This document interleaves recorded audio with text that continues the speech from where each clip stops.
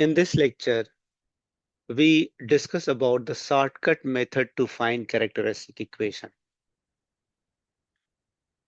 The first shortcut method is, let us try to find out the characteristic equation of 2 by 2 matrix of A, which is given by lambda square minus S1 lambda plus determinant of A, which is equal to 0, where S1 is equal to sum of diagonal elements and determinant of A is nothing but the determinant of the given matrix. So using this equation, we are able to get the eigen polynomial. And if we simplify this eigen polynomial, we get the values of lambda. Since the power of lambda is 2, so we get the two values of lambda because the order of the matrix is 2.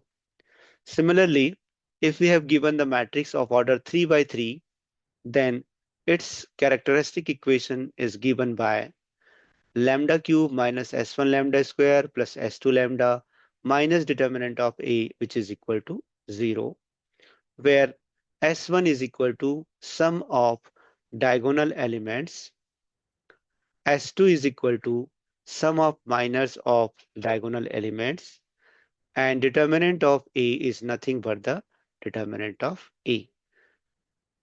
If we have given 3 by 3 matrices, then we use this characteristic equation directly.